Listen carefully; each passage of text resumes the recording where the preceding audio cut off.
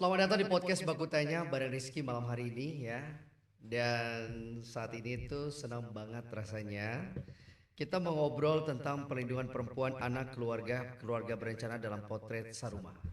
Tentu sahabat Saruma yang saat ini sedang menyaksikan kita akan bertanya-tanya sama siapa sih malam ini Rizky bakal ngobrolnya. Nah, di hadapan saya sudah ada Karima Nasarudin, Kepala Dinas Pemberdayaan Perempuan, Perlindungan Anak dan Keluarga Berencana Kabupaten Halmahera Selatan. Apa kabarnya? Alhamdulillah baik. Assalamualaikum warahmatullahi wabarakatuh dan selamat Waalaikumsalam warahmatullahi malam. wabarakatuh. Malam.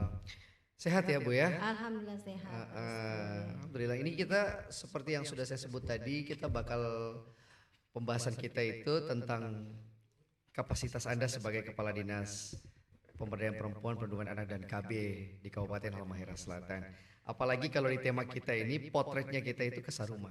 Nah, kalau orang dengar Saruma kan pasti dekatnya tuh Halmahera Selatan karena Saruma ini kan semboyan dari pemerintah kita ya, gitu ya. Ya. Betul nggak sih? Iya. Oke, nih saya lebih enaknya dipanggil apa ya? Bu Karima atau bagaimana ya? Kalau panggil adik lebih bagus. Supaya lagi muda tuh. Oke. Di gini aja Bu Karima, kita kan ngobrolin soal perlindungan perempuan, kemudian anak dan keluarga berencana dalam potret Saruma. Tentu Anda sudah banyak sekali yang dilakukan karena kompetensi Anda di bidang ini saya sudah tidak ragukan dong ya. Dan masyarakat juga mungkin sudah banyak sekali mengenali Anda di sepak terjang dalam kegiatan yang kita sebutkan tadi. Boleh Anda berikan sedikit gambaran ke kita tentang potret perlindungan perempuan dan anak dan juga perencana keluarga berencana di Kabupaten Halmahera Selatan. Terima kasih. Saya langsung saja barangkali. Assalamualaikum warahmatullahi wabarakatuh dan Waalaikumsalam. selamat malam. Sebelum saya menjawab ya apa yang kita sudah laksanakan di DP3KB, ini saya jelaskan dulu pertama bahwa Dinas Pemberdayaan Perempuan, Perlindungan Anak dan Keluarga Berencana ini mempunyai tugas dan fungsi sangat luar biasa karena dia menghandle atau melaksanakan program satu lembaga dan satu kementerian. Kalau pada saat ini BKKBN ya ini kemarin sudah menjadi kementerian, dalam arti adalah Kementerian Kependudukan dan Pembangunan Keluarga. Oke. Jadi insya Allah kedepannya nanti dalam rencana strateginya nanti kita lihat seperti apa. Kemudian saat ini nomenklatur daripada DP3KB masih pakai peraturan daerah Kabupaten Halmahera Selatan sehingga masih bergabung BKKBN dengan Kementerian Perlindungan Perempuan Anak Republik Indonesia seperti itu. Nah, kalau berbicara tentang perempuan, berbicara tentang anak, berbicara tentang keluarga berencana, insya Allah di kami itu programnya ada. Dan tahun 2024 ini alhamdulillah, kalau untuk BKKBN itu Halmahera Selatan melalui DP3KB tahun 2024 ini pada bulan Juni kemarin itu kita meraih 7 penghargaan Pak Rizky. Wow, 7 penghargaan ya. 7 penghargaan itu tentunya melalui DP3KB dan melalui penyuluh KB di lapangan. Oke. Itu nomenklaturnya Pak Rizky. Kalau nomenklatur itu setelah itu nomenklatur kami itu ada perpanjangan tangan dari kalau di BKKBN pusat, BKKBN nasional, kemudian ada lagi BKKBN perwakilan provinsi Maluku Utara, kemudian kami di DP3KB karena masih pakai nomenklatur kabupaten makanya masih bergabung dengan Kementerian Perlindungan Perempuan dan Anak. Nah, kami juga punya penyuluh lapangan.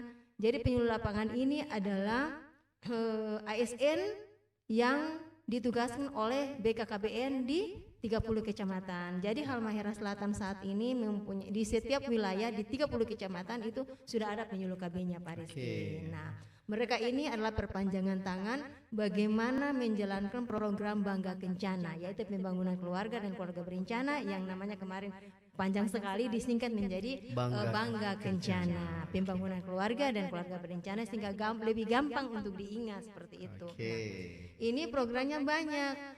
Kalau kita pilih lagi nanti ya kompilasi untuk program BKKBN itu pembangunan keluarga dan keluarga berencana banyak. Jadi ada berbicara masalah kependudukan. Nah, bagaimana perkembangan penduduk di Kabupaten Halmahera Selatan?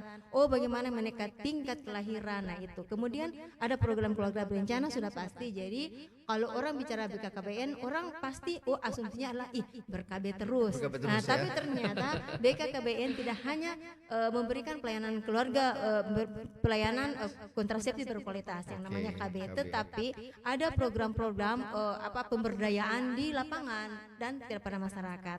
Contoh ada Kampung KB. Kampung KB ini kampung keluarga berkualitas. Jadi Kampung KB ini pada dasarnya parameter bahwa suatu desa itu punya indeks pembangunan yang sangat rendah. Dengan adanya Kampung KB ini maka indeks pembangunan itu akan menjadi meningkat. Nah, ini salah satu sasaran adalah bagaimana mencegah kemiskinan ekstrim yang ada di suatu wilayah. Jadi memang kampung KB ini kolaborasi. Tidak hanya DP3KB atau BKKBN, tetapi dia kolaborasi. Sehingga dengan kolaborasi itu mudah saja sebenarnya kalau satu kampung KB ini dia maju di satu desa, maka desa pun tidak akan merasa sulit. Karena apa? Di sana ada rumah dataku. Rumah dataku itu adalah semua data kependudukan, terus sanitasi, kelahiran semua ada di rumah dataku. Jadi untuk membuat profil desa itu rumah dataku sangat mudah diakses di situ. Kemudian ada lagi kita punya Tribina, yaitu 3 bina, yaitu bina keluarga balita, bina keluarga remaja, dan bina keluarga lansia. Nah, ini sudah lengkap nih siklus hidupnya manusia daripada 3 siklus ini. Nah, ini kalau secara teknis dilaksanakan oleh Dinas Kesehatan dalam asupan gizi dan lain sebagainya, tapi untuk intervensi yang berbentuk sosialisasi atau preventif itu dari DP3KB seperti itu. Oke, sepertinya demikian ya perjumpaan kita di malam hari. Soalnya sudah. Soalnya kita baru coba ya, kita baru coba sedikit ya. Di narasumber kita ini sepertinya banyak sekali bahannya ya. Pokoknya karena memang Ibu Karima ini tidak hanya soal ngobrol saja, tapi memang sudah turun ke lapangan dan menuntaskan itu semua. Mungkin ada sebagian lagi dalam pencanangan dan sebagian lainnya sudah diimplementasikan dan mungkin pencapaian sudah 90 sampai 100% mungkin lapangan seperti yang Ibu Karima ceritakan tadi. Sehingga saya merasa podcast kita cepat sekali ya karena bahannya hampir komplit untuk kita dapat malam hari ini. Saya tertarik Ibu yang Anda sampaikan tadi, ternyata luar biasa sekali orang mengenal DP3KB tadi yang Anda sebutkan. Cuma pada tadi bahasa kasarnya saya itu suntik KB aja tuh. Pokoknya orang coba bicara 2 anak lebih baik selesai udah. Padahal ternyata lebih pada pembinaan keluarga untuk merencanakan sesuatu yang lebih baik di masa depan. Seperti tadi yang Anda sebutkan soal kampung KB atau apa kampung berkualitas, keluarga berkualitas. Ada di Kabupaten Halmahera Selatan sudah adakah salah satu desa yang memang dicanangkan jadi kampung KB seperti yang Anda sebutkan? Kampung KB sebenarnya dari 2016 itu sudah dicanangkan dan Kubung ini merupakan daerah pertama yang dicanangkan oleh Bupati saat itu pada Desa tahun Kubung 2016. ya. Nah, sekarang kita sudah punya 81 kampung KB dari 249 desa. Nah, ini diharapkan karena kampung KB adalah kolaborasi, sinergitas dan sama-sama sebenarnya gotong royong, maka diharapkan ke depannya itu kita kolaborasi sehingga ada tingkatnya kampung KB yang paling rendah Pratama dan jadi mandiri seperti itu. Jadi kami target nih Pak Rizky. Kalau 81 kampung KB semua belum mandiri, maka 2025 kami ditantang untuk bagaimana 81 kampung KB itu menjadi mandiri. Oke. Sekarang statusnya masih baru 50% yang mandiri. Baru 50% ada yang mandiri. pertama. Oke. Jadi itu target kami adalah 81 kampung KB semuanya harus sudah mandiri. mandiri. Berarti kurang lebih 50 itu sudah mandiri. Sudah mandiri. 31-nya masih Pratama. Pratama itu karena status Pratama karena masih dalam pembinaan atau Iya, pendampingan dan seterusnya atau bagaimana? Benar. Jadi kampung KB itu ada indikatornya. Jadi banyak sekali indikatornya Pak Rizky. Iya, tadi sudah disebutkan banyak sekali saya sampai. Waduh, ini saya mau mulai dari mana lagi ya? Iya. Jadi memang kalau berbicara kependudukan ini memang banyak seluk-beluknya, kemudian urus tantangannya. Sekarang Pak Rizky singgung tadi kalau orang kenal BKKBN, orang cuma tahu Basu. Suntik KB, betul. Nah, Ini yang kita harus ambil ke sisi positifnya, Betul. bahwa mari orang sama-sama dulu dan sini tong menjelaskan bahwa BKKBN itu orang tak hanya basunting. Ya. Jadi saya di lapangan itu membawa BKKBN itu tidak hanya basunting. Nah sekarang saya dudukkan persoalannya sekarang. Ada tribina, 3 pembinaan yaitu bina keluarga balita, remaja, lansia. Halsel alhamdulillah tahun 2024 ini satu sekolah lansia sudah diwisuda oleh wisuda kemarin selesai. Jadi itu percontohan di desa Sayuang. Jadi karena saat itu memang Sayuang adalah desa yang paling siap dengan indikator sekolah lansia, maka saat itu kita tunjuk sekolah lansia Maranatha itu sebagai sekolah pertama lansia di Kabupaten Halmahera Selatan. Sudah punya alumni tadi. Sudah, jadi ada 35 alumni oma-oma dan opa-opa yang luar biasa. Iya, jadi sekolah lansia dalam hal ini bukan mengejar SKS, bukan mengejar prestasi, tetapi dia bagaimana memberdayakan orang tua-tua kita yang pertama sudah pasti sudah keriput, sudah istilahnya lemah dan lain sebagainya. Mereka merasa bahwa masih disayang dan masih dibutuhkan. Misalkan dia ada punya keterampilan, skillnya. Nah itu yang kita pakai skillnya itu untuk menjadi perkembangan dia. Nah ada 7 dimensi lansia. Nah 7 dimensi lansia itu yang membuat dia menjadi lansia hebat. Tidak sakit-sakitan, kemudian tidak istilahnya loyo-loyo, dan dia masih punya tetap semangat hidup dan dia tidak pernah merasa bahwa saya diusingkan karena saya sudah tua. Tidak, jadi dia tetap produktif di usia lansia seperti itu. Oke, ini semua menarik sekali saya dengar dari tadi ya. Dan memang sekolah lansia ternyata sudah punya alumni. Alumni ini karena memang mereka sudah memenuhi 7 tadi. 7 apa namanya? Dimensi lansia. 7 dimensi lansia. Dan di Sayuang itu ada 35 ya, sudah diwisudakan. Kalau sampai hari ini yang Anda dan tim memantau kondisinya di lapangan, dari 35 orang ini apa saja yang mungkin mereka sudah lakukan, yang bisa kasih gambaran ke kita? Oke, jadi sebenarnya orang tua-tua ini adalah orang tua-tua kita yang hebat, yang saat itu ada yang menjadi guru, ada berbagai macam profesi, sehingga pada masa tuanya kita mau profesi mereka tidak hilang. Nah, dan rata-rata mereka memang ada berprofesi guru, kemudian PNS, pendeta dan lain sebagainya. Jadi memang talenta mereka itu yang memang menjadikan mereka itu alumni-alumni yang hebat seperti itu. Jadi ada yang bisa, ibu-ibunya bisa bikin karangan bunga, kemudian ada bikin sendal. Jadi di sana juga mereka punya satu UMKM. Jadi di sana itu kalau kami di BKBN UPPKA, upaya peningkatan pendapatan keluarga akseptor. Jadi mereka itu yang kita fungsikan, jadi produk-produk mereka itu harapannya sih ada yang membeli dan ada yang mau menjual begitu, sehingga produk mereka itu ada hasil nilai jualnya, hasil jual seperti itu. Oke. Kalau dari 81 ya, Kampung KB. 81 kampung KB, Anda menyebut 50 sudah mandiri ya. Sayuang apakah salah satu? Belum mandiri. Sayuang itu sudah bagus, masih akan mencapai mandiri. Tapi belum. Dan Sayuang itu sebenarnya kemarin juga bagus karena memang penyuluh KB. Sebenarnya kampung KB ini barometer untuk pengentasan kemiskinan sebenarnya. Jadi kemiskinan ekstrim itu sebenarnya dientas melalui kampung KB. Nah, yang sangat berperan berkembangnya kampung KB sampai pada tingkat mandiri adalah penyuluh KB-nya. Karena penyuluh KB ini adalah perpanjangan tangan dari BKKBN. Sehingga semua program Bangga Kencana itu memang dihandle langsung oleh penyuluh KB. Jadi kita sudah punya 20 penyuluh KB yang berada di 30 kecamatan. 30 kecamatan. Dan untuk itu karena belum ada ASN 30, makanya ada satu penyuluh KB yang menghandle 2 wilayah. Oke, berarti penyuluh KB yang memang sudah ditempatkan di kurang lebih 30 kecamatan di wilayah kita ini, mereka selain untuk memberikan penyuluhan kepada masyarakat, tentu implementasinya membutuhkan kolaborasi juga dari beberapa instansi teknis gitu ya. Ya tentu apalagi kalau boleh kita sebutkan, masyarakat selain mereka berupaya berencana untuk meningkatkan kualitas hidup yang lebih baik, mereka butuh pendampingan. Selain itu juga pasti dari beberapa sektor seperti pertanian, perikanan dan seterusnya pasti dibutuhkan di situ. Yang Anda lihat Ibu Karimah, kalau di beberapa desa yang Anda sebut masih pratama ini, yang perlu ditingkatkan lagi itu apa sebenarnya dari kondisi masyarakat itu? Iya, sebenarnya yang saya bilang tadi, peran meningkatnya kelas daripada kampung KB adalah di penyuluh KB-nya. Jadi yang pertama sebenarnya harus ada koordinasi. Dia harus membuat koordinasi intens, kemudian setelah koordinasi bagaimana berkolaborasi, karena kadang-kadang bukan penyuluh KB kami ini tidak semua tinggal di Wilayah situ. wilayah, karena memang BKKBN belum menyediakan rumah dinas, sehingga ada yang tidak tinggal situ, ada yang tinggal di Labuha, kemudian tinggal di luar wilayah yang ditugaskan seperti itu. Akhirnya kadang-kadang yang terkendala adalah komunikasi.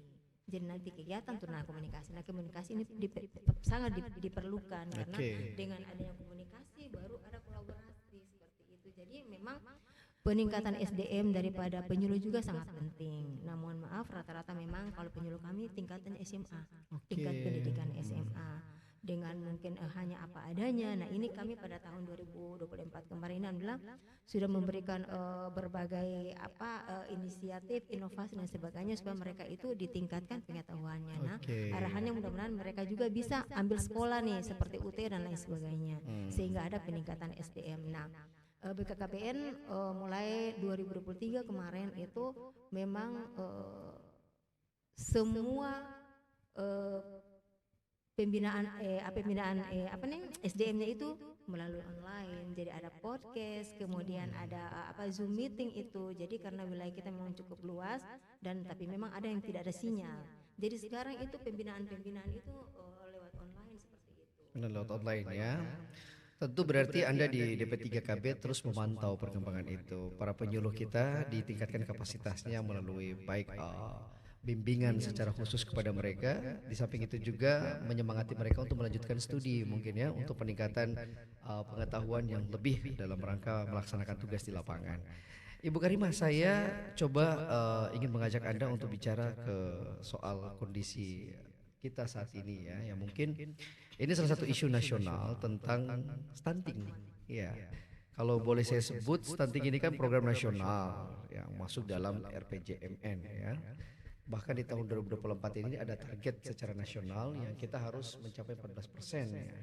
Kalau di Kabupaten Halmahera Selatan ini dari yang Anda sebutkan mungkin pastilah kalau Anda menyebut ada semacam ada beberapa kampung yang mau dibina, di situ pasti ada ditemukan juga kondisi masyarakat yang mungkin masih tergolong dalam stunting itu. Oke, jadi Pak Rizky memang target nasional atau WHO sebenarnya bahwa tahun 2024 akhir harusnya kita sudah berada pada posisi 14%. Itu angka stunting di Indonesia-nya. Ternyata pada tahun ini juga angka stunting nasional masih ada pada posisi 21%. Nah, 21%, ya. Sementara Halmahera Selatan kita paling tertinggi kedua dari Taliabu. Nah, tertinggi ini bukan sebuah prestasi Pak Rizky. Tertinggi ini adalah angka stunting tertinggi kedua setelah Taliabu. Nah, kalau kita meris ke belakang lagi, Halmahera Selatan ini luar biasa, prestasinya luar biasa, sumber daya alamnya luar biasa. Jadi apa istilahnya anak-anak ini masih stunting. Nah, ini yang memang harus diintervensi secara kolaborasi. Jadi kalau orang bicara stunting Pak Rizky berarti ada intervensi. Intervensi artinya yang saya bilang tadi bahasa kalesang. Nah, kalesang ini orang harusnya secara bersama-sama, tidak hanya sendiri. Jadi Halmahera Selatan ini dari pusat sebenarnya sudah ada tim percepatan penurunan stunting. Nah, kalau bicara stunting harus ada timnya, tim percepatan penurunan stunting Halmahera Selatan. Kemudian itu dari kabupaten sampai ke desa. Jadi desa juga sudah punya tim percepatan penurunan stunting. Kalau di kabupaten ya ada Pak Bupati sebagai pembina. Kalau dulunya Pak Wakil Bupati itu beliau sebagai ketua, pimpinannya Pak Bupati. Cuma dengan adanya jabatan beliau berarti beliau bisa merangkap dua.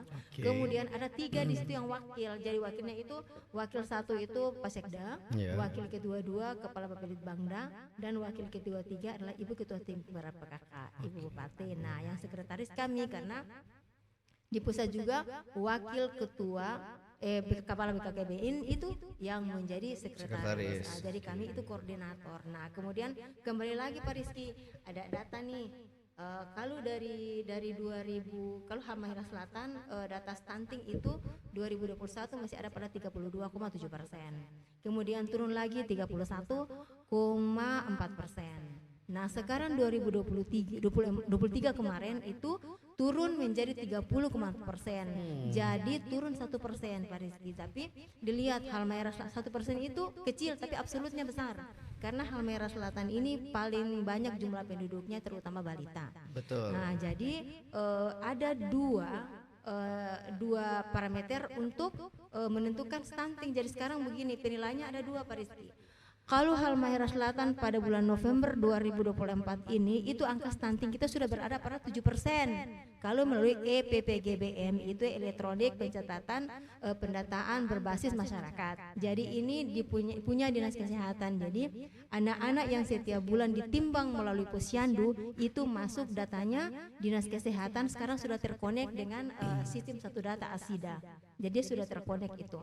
Jadi Halmahera Selatan pada tahun 2024 ini bulan November sudah turun, Pak Rizky, 7%. Tetapi yang dipakai untuk penentuan angka stunting itu bukan EPPGBM tetapi SKI Survei Kesehatan Indonesia.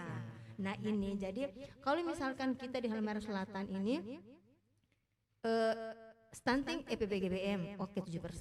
Tetapi kalau SKI stunting ini hanya untuk tinggi badan, untuk yang di puskesmas ini. Tetapi kalau SKI bukan cuma tinggi badan, Pak Rizky, jadi lihat lagi tinggi badan, kemudian lingkungan rumah, kemudian sanitasi rumah, kemudian sanitasi lingkungan, kemudian sumber air, itu yang menjadi barometer penilaian anak stunting. Seperti itu. Nah makanya kadang-kadang kenapa ya EPPGBM kok tidak dipakai? Bukan tidak dipakai, tapi ada standarisasi. Jadi dari Dinas Kesehatan itu setiap bulan melaksanakan posyandu dan tercatat pada November sekarang, data November itu Pak Rizky, sasaran untuk pengukuran balita Halmahera Selatan ada 18.252 anak balita.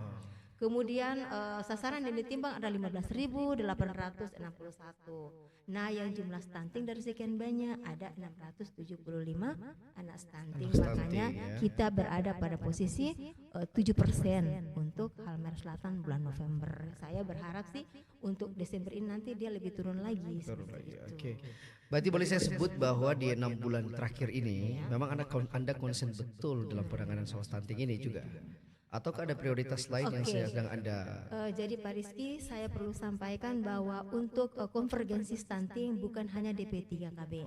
Jadi konvergensi stunting itu untuk ada intervensi spesifik dan intervensi sensitif. Nah, yang spesifik ini dilakukan oleh Dinas Kesehatan yang saya sampaikan tadi melalui pelayanan posyandu. Nah, untuk semua yang di luar Dinas Kesehatan itu intervensi sensitif. Contoh dari DP3KB. Oh, dia sebagai koordinator. Nah, ini DP3KB tugasnya apa? Oh, panggil orang-orang semua, mari kita kolaborasi bersama untuk penurunan stunting. Mana program di masing-masing SKPD? Di sini kan tim percepatan penurunan stunting kan DP3KB, Dinas Kesehatan, Bapak Litbangda. Kemudian Kominfo yang punya tugas harus publikasi seperti ini. Kemudian Dinas Sosial ada bantuan BMT-nya, bahan tambahan makanan. Kemudian Dinas Pertanian, ketahanan pangannya. Kemudian PU bagaimana supaya ada rumah yang tidak ada MCK-nya, sanitasinya dilengkapi, kemudian sumber air bersihnya seperti itu. Jadi sebenarnya dari sekian persen 100% intervensi itu Dinas orang Kesehatan cuma 30% intervensinya. Tetapi dia sudah melaksanakan 100%. Nah, sisa kita ini saja yang intervensi sensitifnya yang belum 100%. Nah, ini melekat pada program SKPD masing-masing seperti itu, Pak Rizky. Jadi harapan kedepannya tidak hanya intervensi spesifik yang sudah dilaksanakan, tetapi intervensi spesifik sensitifnya, sehingga spesifik sensitif dua-duanya jalan. Akhirnya apa? Kita dapat angka real penurunan stunting di Kabupaten Halmahera Selatan seperti itu, Pak Rizky. Saya mendengar dari cakapan Anda dari tadi banyak hal-hal yang baru bagi saya ya. Mungkin pendengar pemirsa sahabat Saruma juga mungkin ada hal-hal yang baru juga didengar. Saya dari tadi menyimak, ada sensitif, ada ya. Menarik lah pokoknya. Tapi saya terima kasih juga kepada Anda Ibu Karima karena sudah setidaknya ini jadi pengetahuan baru juga bagi kita, apalagi buat sahabat Saruma yang saat ini mendengarkan. Tentu mereka sangat ingin sekali mendapatkan hal-hal seperti ini, di mana peranan pemerintah sangat diharapkan untuk menangani persoalan yang ada di tengah-tengah publik hari ini. Saya pengen tahu Ibu Karima, tadi Anda sudah menyebut bahwa memang kerja kolaboratif itu penting untuk menyelesaikan isu yang tadi kita sebut dengan stunting itu. Nah, kalau saya mau tahu dari DP3KB untuk di tahun 2024 yang paling konsen sekali untuk dilakukan itu apa dalam? Oke, untuk stunting ya, kalau DP3KB memang ada dari pusat BKKBN itu memang sudah paten programnya. Jadi yang paling konsen kami adalah dasar dapur sehat anak stunting. Ini anggarannya lumayan hampir 1 miliar. Ini hanya untuk bagaimana memberikan makanan bergizi kepada anak-anak, bukan hanya stunting tetapi anak-anak yang gizi kurang, kemudian ibu hamil kek. Artinya ibu hamil kek itu ibu hamil yang kurang energi kronik. Jadi ibu hamil itu kan membutuhkan energi saat hamil mengandung. Nah itu terus kemudian sasaran keluarga berisiko stunting. Ini adalah sasaran-sasaran yang memang harus diintervensi oleh DP 3KB. Nah, stunting ini akan tetap. Nah, ada ini yang namanya cegah stunting dari hulu. Jadi cegah stunting dari hulu itu harus dari keluarga berisiko stunting dulu. Kemudian nanti bayi yang dilahirkan. Kemudian nanti setelah 2 tahun. Jadi siklus kehidupan untuk 1000 hari pertama kehidupan itu memang benar-benar menjadi intervensi kami di DP 3KB. Itu nanti didukung oleh teknis daripada Dinas Kesehatan, misalkan memberikan vitamin, kemudian nanti memberikan edukasi dan lain sebagainya yang secara spesifik itu adanya di Dinas Kesehatan. Kemudian intervensi stunting juga dari hulu itu yang pertama Pak Diki mungkin dari awal saya tarik dari usia remaja. Nah, kenapa anak remaja yang sudah haid, mohon maaf, itu harus diberi obat-obat tambah darah? Karena kenapa? Saat dia haid dia mengeluarkan begitu banyak darah. Nah, itu yang harus dipulihkan kembali sehingga diberikan obat tablet tambah darah. Nah, itu sudah kolaborasi. Dan ini diberikan oleh Dinas Kesehatan melalui sekolah-sekolah yang ada di Halmahera Selatan, karena kita bicara ranah Halmahera Selatan. Nah, kemudian setelah remaja nanti mau catin calon pengantin. Nah, calon pengantin ini ada nanti namanya LC-MIL, elektronik siap nikah dan siap hamil. Ini sampai sebegitunya pemerintah membuat suatu program inovasi yang luar biasa untuk bagaimana mencegah stunting. Karena apa? Stunting itu mudah dicegah tetapi sulit diobati. Karena kapan anak sudah stunting sangat sulit itu diobati. Karena apa? Stunting biasa masih bisa, tapi ada stunting yang sudah kronis, jadi sudah ada penyakit-penyakit bawaan di situ. Nah, jadi yang tadi saya ulang lagi dari remaja kemudian catin. Catin ini harusnya hamil 3 bulan dia menikah, dia sudah tercatat di program LC-MIL tadi. Itu. Jadi siapa yang bertugas di LC-MIL ini di 3 ini? Tim pendamping keluarga. Tim pendamping keluarga yang ada setiap desa kita punya Pak Rizky. Jadi 3 orang di setiap desa dikali 249 desa ada 747 tim pendamping keluarga kita. Jadi kalau kita berpikir itu sangat mustahil lah kalau nanti ada masih ada stunting. Tetapi kenyataan di lapangan memang Halmahera Selatan masih tinggi. Nah, apa tugasnya mereka bertiga nih? 1, ibu istri kepala desa sebagai ketua tim penggerak PKK desa. Kemudian bidan desa. Kemudian kader BKKBN yang tadi saya bilang ada ASN, kemudian ada penyuluh dan sebagainya yang PTT maupun sub PKBN di bawah. Jadi mereka bertiga ini punya tugas sangat penting. Mereka ini sebenarnya adalah garda terdepan bagaimana menurunkan angka stunting. Karena orang mau nikah saja harus orang 3 tahu.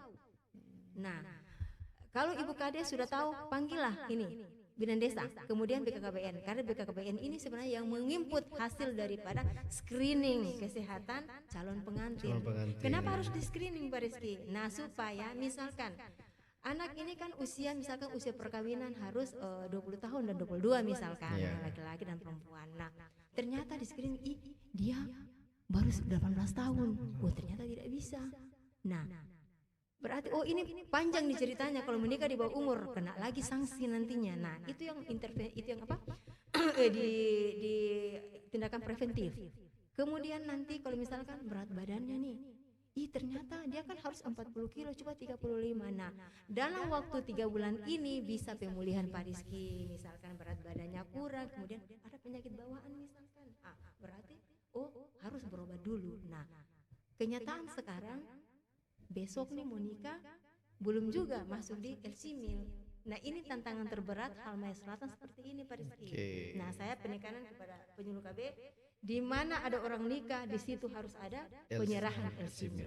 Oke. Jadi bukan hanya LC Mil, tetapi di saat menikah LC Mil juga ada, KTP baru juga ada, KK baru juga ada, akta nikah. Jadi 4 dokumen diterima saat nikah. Oke, ini kerja kolaboratif berarti ya. Dan ini juga jadi program pemerintah daerah Kabupaten Halmahera Selatan ya.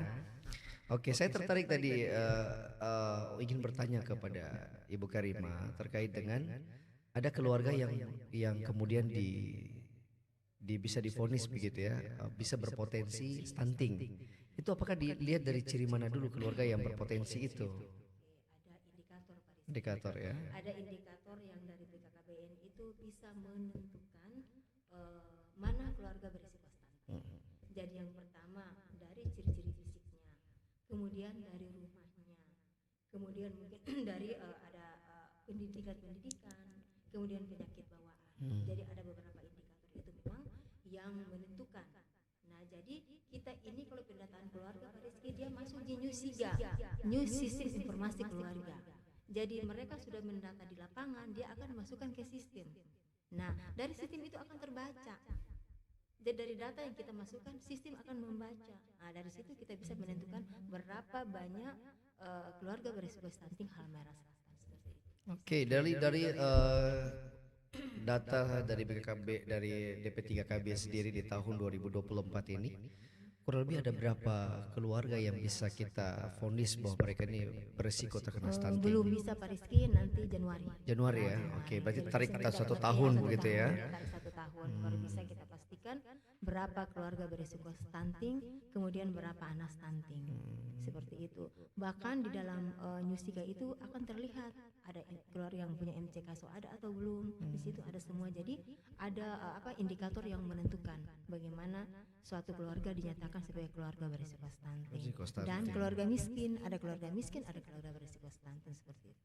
Oke, saya kemudian berpindah ke hal lain yang tadi sempat Anda sebutkan juga bahwa upaya-upaya dilakukan oleh DP3KB dalam rangka untuk mencegah stunting. Jadi Anda sebut tadi bahwa Catin ini penting untuk melakukan screening LC Mil itu, elektronik siap nikah siap hamil. Berarti itu indikator pendekatannya lebih pada mana? Orang yang siap nikah dan siap hamil itu apa dulu nih kalau misalnya di proses screeningnya itu? Iya, screeningnya itu ada indikator juga Pak Rizky. Ada Ini lembar indikatornya banyak sekali ini ya. Yang diisi sudah ada formatnya Pak Rizky, dan dia terkonek juga di Kemenak. Karena dia harus mendaftar di Kemenak dulu untuk menikah. Kemudian dari situ baru kita screening kesehatan oleh petugas kesehatan atau bidan desa yang ada. Jadi ada misalkan tadi lingkar lengannya, berat badannya, tinggi badannya, umurnya itu menentukan dia bisa tidak menerima LC Mil dalam waktu itu, seperti itu Pak Rizky. Jadi pendekatan sebenarnya adalah pendekatan Catin yang sehat sehingga bisa melakukan pernikahan.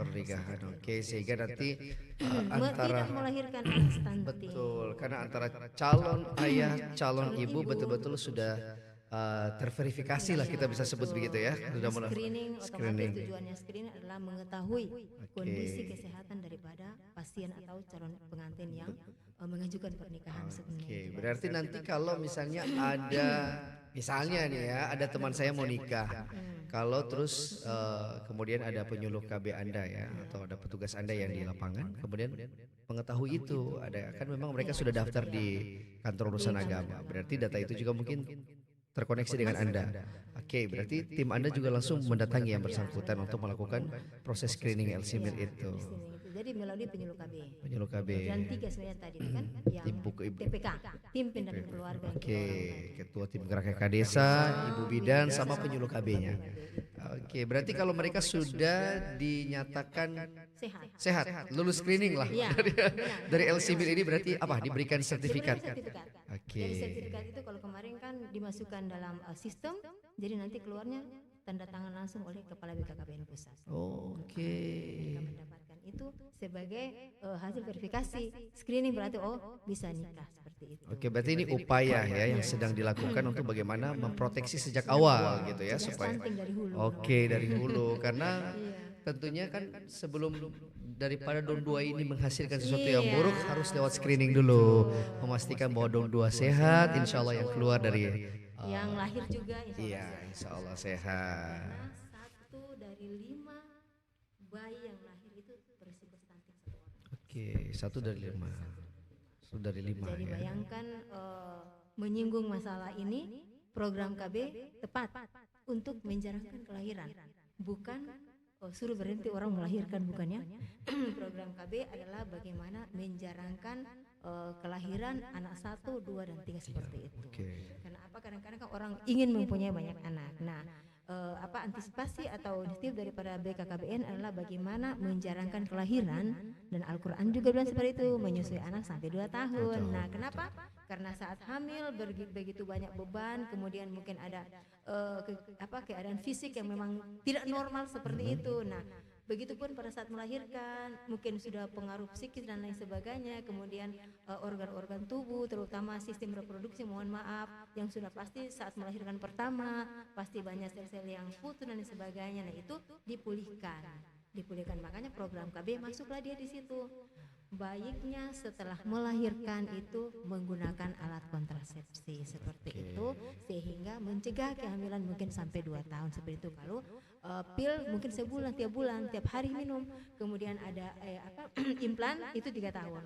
Sekali pakai implan 3 tahun baru bisa hamil, karena implan memang itu adalah alat kontrasepsinya.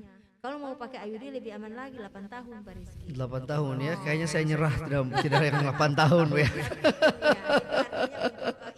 Ikhtiar sebenarnya ya. Oke, tadi Anda menyebut sebenarnya stunting ini juga anak-anak atau apa ini juga membutuhkan makanan bergizi. Kalau kita tahu rencana Presiden Prabowo Subianto menekankan soal itu ya, dari awal beliau mencalonkan diri sampai terpilih sampai hari ini, yang selalu beliau sampaikan di publik adalah pemenuhan makanan bergizi. Kalau dulu dia mungkin sempat menyebut makan siang gratis, tapi sekarang lebih pada makanan bergizi. Bagaimana soal rencana yang kemudian digaungkan oleh Presiden Prabowo Subianto? DP3KB menanggapi itu sendiri bagaimana untuk di Halmahera Selatan? Oke, sebelum ke situ kita lihat ke belakang sebentar bahwa melalui dasar dapur sehat anak stunting sudah terlaksana.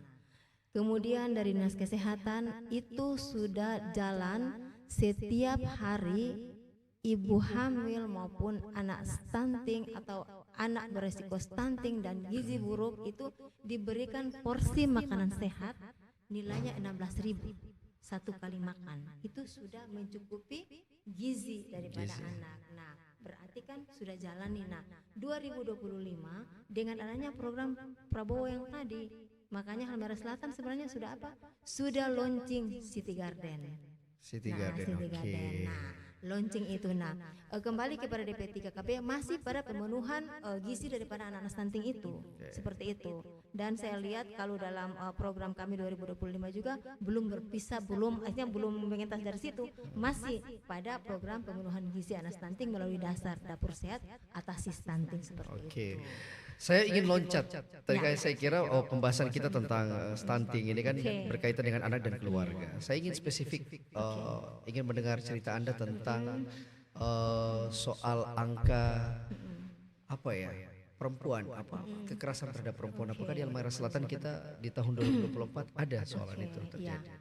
Untuk data dari kepolisian ya Kamil, karena segala bentuk kekerasan yang terlapor itu sudah terkoneksi dengan Polres PPA Polres Halmahera Selatan. Jadi data terakhir yang kami dapat itu memang kekerasan perempuan itu 11, kekerasan anaknya 17. Jadi ini turun Pak Rizky dari 2023. Kita harapannya sampai Januari jangan ada lagi lah, cukuplah yang ini sementara diproses di kepolisian.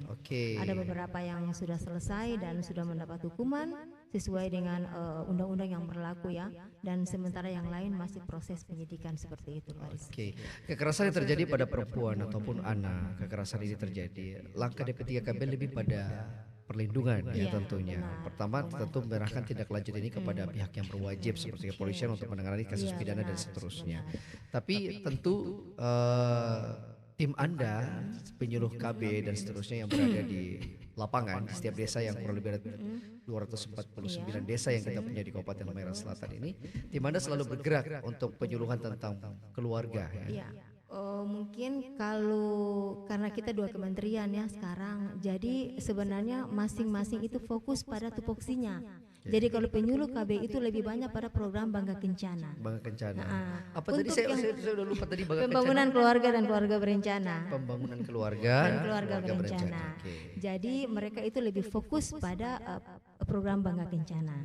Nah, untuk yang PPA ini kami di kantor Pak Rizky. Oke. Jadi, Menerima aduan dulu. menerima pengaduan. Jadi tindakan preventif yang kami lakukan adalah sosialisasi. Pertama dulu lintas sektor dulu nih, lintas sektor yang berkolaborasi dalam penanganan kekerasan perempuan dan anak. Nah, kemudian sosialisasi, cuman kalau sosialisasi kita pakai zona saja Pak Rizky. Nah, kemudian ada lagi kita bentuk forum anak. Forum anak ini karena kita lihat kekerasan nih banyak nih anak nih. Nah, jadi bagaimana anak-anak ini menyuarakan bahwa kami anti kekerasan. Oke. Itu ada forum anaknya namanya forum anak. Nah, kalau BKKBN punya forum genre. Jadi genre itu generasi berencana. Nah, generasi berencana ini bagaimana mengajak atau mempengaruhi teman-temannya supaya menghindari seks bebas, nikah dini, HIV/AIDS. Nah, itu adalah ranah forum anak dan kami tadi kalau tindakan preventif sudah ya untuk sosialisasi, kemudian sekarang penanganan kasus Pak Rizky. DP3KB punya tupoksi. Jadi sekarang ada mediasi. Mediasi itu kalau kasusnya ringan, tetapi kasus sudah sampai pada tindak pidana atau namanya kekerasan seksual itu tidak bisa kami mediasi. Nah, yang kami mediasi itu yang pernah Pak Rizky misalkan KDRT, suami istri. Setelah melapor ke kami mediasi, menanyakan masalahnya. Akhirnya harusnya rujuk nih, baik-baik lagi nih. Nah, itu ranah kami batas di situ. Tetapi kalau sudah sampai pada tindak pidana itu sudah tidak bisa kami mediasi. Kemudian ada penjangkauan korban. Penjangkauan korban ini kalau ada laporan yang masuk bahwa Bu, kami hari ini mau lapor ada anak umur 7 tahun mendapat pelecehan seksual. Itu tim langsung bergerak turun di mana lokasi kejadiannya. Tapi sebelumnya mencari informasi dulu kepada mungkin kepala desa, kemudian keluarganya, yang keluarga korban. Nah, baru penjangkauan. Jadi setiap tahun itu ada penjangkauan di tempat kejadian perkara seperti itu. Nah, setelah itu pendampingan, berarti penjangkauan, mediasi, pendampingan ada 3.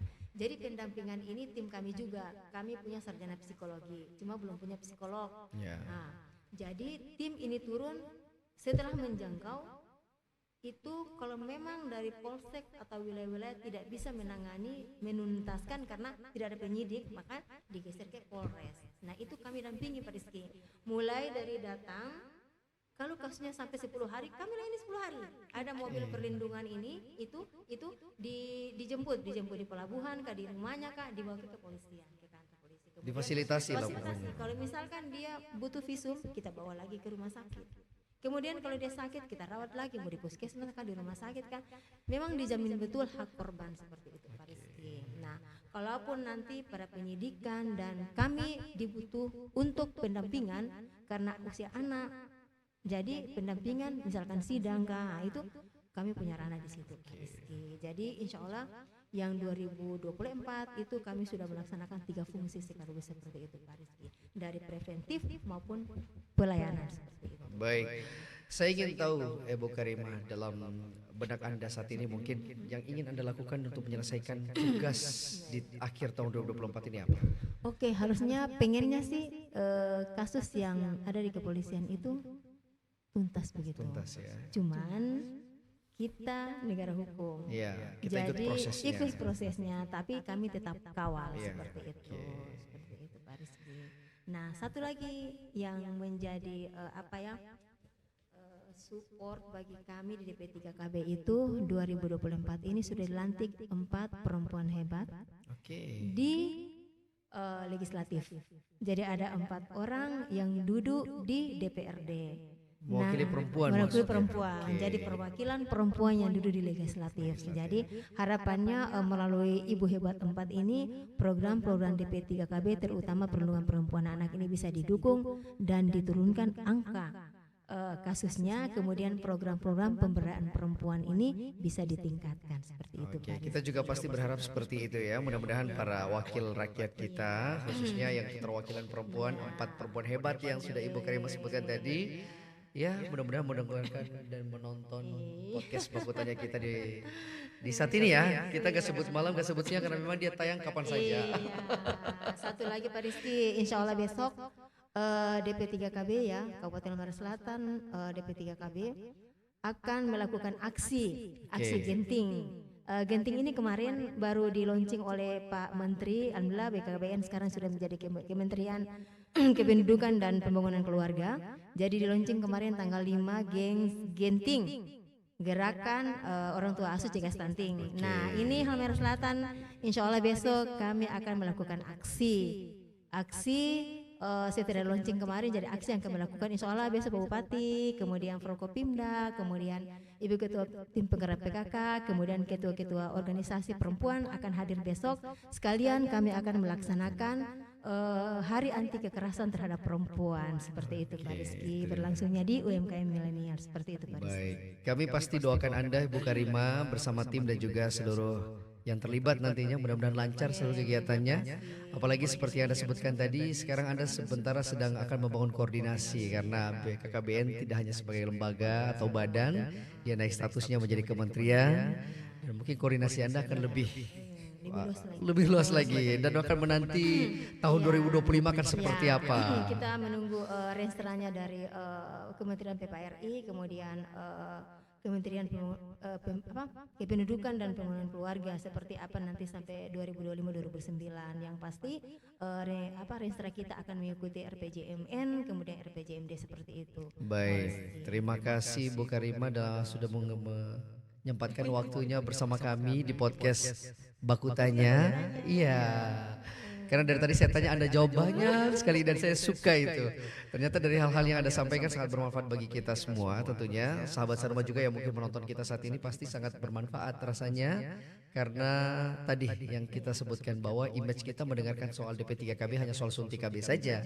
Ternyata yang Anda sebutkan begitu banyak peranan DP3KB dalam membangun soal anak, perempuan dan juga SDM kita di daerah, khususnya di Kabupaten Halmahera Selatan. Terima kasih sekali lagi yang kami ucapkan untuk Anda Ibu Karimah. Oke. Halmahera Selatan. Cegah stunting. Oke, boleh kita kasih tepuk tangan buat kita semua ya. Dan terima kasih buat Ibu Karimah sudah menyempatkan waktunya untuk podcast bersama kita di Baku Tanya. Kita bakal rindu dengan informasi-informasi yang menarik lagi lainnya yang akan Anda bagikan buat kita di perjumpaan selanjutnya di podcast Baku Tanya. Terima kasih pemirsa, terima kasih yang tahu dong sudah. Waalaikumsalam warahmatullahi wabarakatuh. Pemirsa sahabat Saruma yang sedang menyaksikan kita di podcast Baku Tanya, thank you banget udah sampai saat ini. Tadi perbincangan kita bersama Ibu Karimah Nasarudin ya, Kepala Dinas Pemberdayaan Perempuan dan Perlindungan Anak dan Keluarga Berencana Kabupaten Halmahera Selatan. Sampai jumpa di podcast selanjutnya. Bye bye. Saya Rizky.